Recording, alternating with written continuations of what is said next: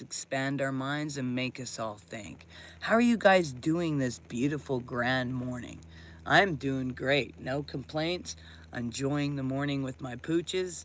We had a great meditation and we got ourselves a good teaching this morning for you guys all. While you're on here, please, if you have not subscribed, make sure you subscribe and make sure you hit that like and give us some hearts and all the above and thumbs up. Appreciate it very much so. And also, don't forget to check out my link tree and go on there and see the books that I have. I've got 3 books out now for the Awaken series. You can either buy it as a box set or you can buy them individually, but the newest one just got released. It's Awaken, Return to Eden, and it's by myself, Ariel Hooper. So make sure you check that out. Anyways, welcome to Mystical Ariel. We are going to talk about breaking free from the observer trap, teaching on consciousness and reality. So let's welcome y'all. Thank you for coming. Thank you for being here. For those of you who just arrived, hello. For those of you who are watching this and it's no longer live, enjoy it. Well, the thing is reality. You've all been waiting for this. You aligned yourself up to hearing this today. So we're living in a time that prophets, mystics, and scientists alike have all pointed towards the Great Awakening. And what science reveals, psychology validates, and ancient wisdom had always whispered, is covering now into the undeniable truth that, much of what we have basically been told about life is and death and reality and time and all of that. It's all a lie. Yep, we've been lied to. We've been trapped in a prison system. A lie. A lie woven through fear-based programming. Whether it was your schools, religions, your family, all the above. A lie designed to make us conform. A prison system disguised in reality. I know, this is not the only thing. I know this not only because I've studied it, but not only just did I study this, I didn't start studying until after I experienced it, and I went through it. And then I started looking out and meeting others and experiencing others that have gone through the same experiences, and then started tangibly finding these existences and understandings right here. I lived it. And I once stood on a stage before tens and thousands delivering words that could bring people to their knees in religion. And I'm sorry for that. Because there I was a liar. But deep inside I knew. I knew hell was not some future. It was no future destination. Hell was here. Now hidden in plain sight in the system itself. And something inside me had always told me that. Hello, how's it going? Like many of you, I spent most of my life seeking outward, trying to find approval, performing, living a life of a liar and a lie, chasing truth, chasing love, chasing belonging. But it wasn't until my body was placed in hospice and staring there face to face with death that I discovered the truth was it was never out there, and it was never in some external God. It was an internal journey, and a deep one. And I did not find Christ of church doctrine, and I did not find no hellfire. Instead, I found the roaring lioness of my own being. I found the divine essence that is both masculine and feminine, both stardust and soul. Creation itself, the architect, Yahweh, breath of all existence. I found love, not as a concept, but as the very fabric of my existence. I didn't have anything to go seek, but only to discover. And with those eyes, I also saw the false system and the great illusion that was kept humanity repeating the same cycles and the same trauma cycles, the same suffering, the control, the manipulation, the slavery. Egypt was right in front of us. They thought they were free and they weren't. They're more enslaved than they could ever imagine. And that's love, as the essence of love. Love says, I would be willing to suffer for a short while to let them know the truth. To be light in the darkness, to shout out, to say, hey, you're imprisoned. And you've been lied to. You've been constructed to false, to look for gods that are external when the one that you truly seek was within you. The kingdom is within.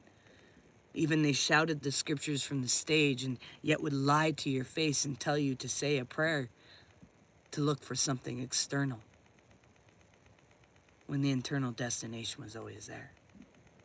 You see, science calls it the observer effects. You know, consciousness collapses the wave of infinite potential into the particle of the experience of reality.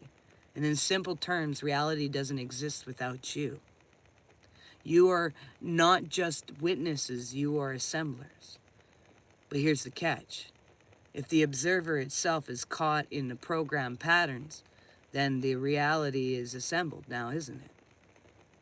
And it'll also just be a loop now, won't it? You can even get to the stage of manifesting, but it's the same thing.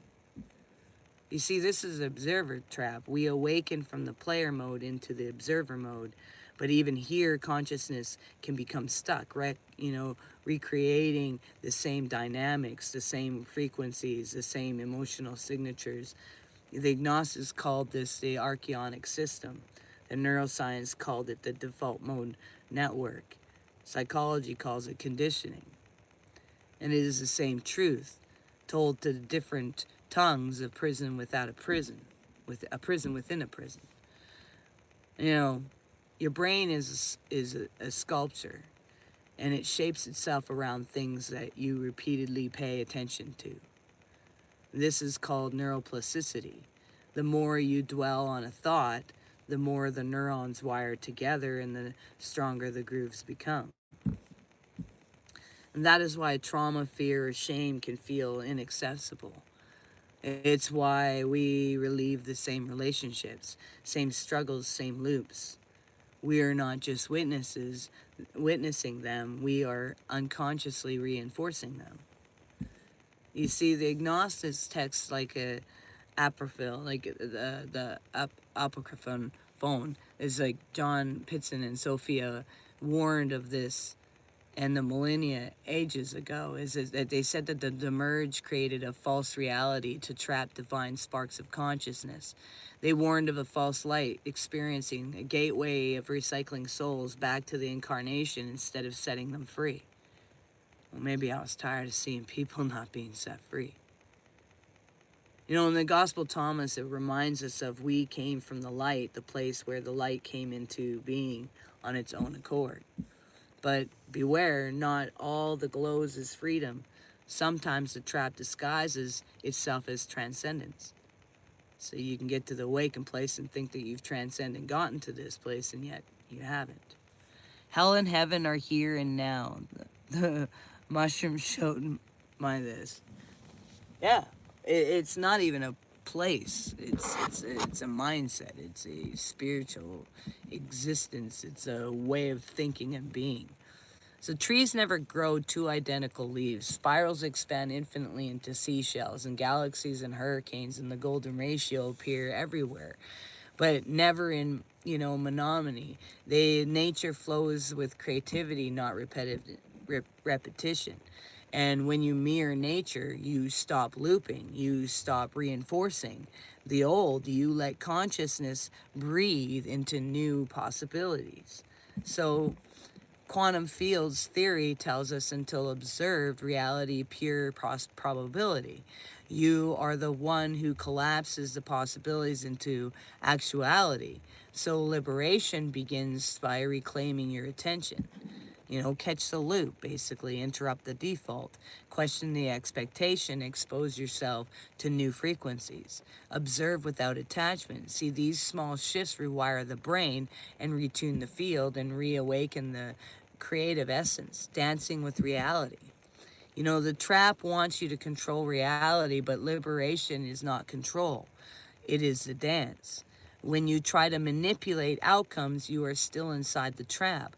But when you surrender into co-creation, when you let reality flow through love instead of fear, you unlock the enchanted living. And some people call it synchronicities, others call it grace. Science might call it coherence, but it is all the same movement, dancing with infinite. You know, beloved, you are not a seeker, okay, of liberation. You are liberation itself, remembering. And the stardust in your veins was birthed into dying stars, and the consciousness within you is the same awareness that breathes galaxies into being. The prison dissolves the moment you see that separation between observer and observed was always the illusion. No, we came from beyond the light. There is a realm of pure spiritual sound. The sound of logos was created every soul. We are but one frequency, but totality. You got to listen to what I'm saying. Finish hearing what I'm saying before you go no, because I'm saying exactly the same thing. So look into the mirror of your soul, and you will see it roar. You know, the internal light, the infinite love that you are. You are that one consciousness, never been divided, never been separated. The time of imprisonment is ending. And the time of consciousness and co-creation is right here, because you are one in that breath of all existence. So welcome to your remembering. Welcome to your freedom. Welcome to your home. Right? We have to recognize that we are not in these separate existences from creation and creator itself. We are one in the flow of that existence. And we have to remember that. So don't get caught up in the loops. All right? Make sure you do one thing towards your dreams every single day. It brings you one step closer. Make sure you recognize you're valuable and you matter, and you're all unique puzzle pieces, a part of that ultimate cosmos, the ultimate puzzle of the cosmos. If you haven't hit the like, hit that. And you haven't subscribed, make sure you subscribe. And make sure you share this with someone too today. All right? And make a comment today too if you haven't done that. All right. Peace and love. I got to get going. I got some things to do today, and I got to get to. So today's not going to be super long, but we'll see you guys Monday. Have a great weekend.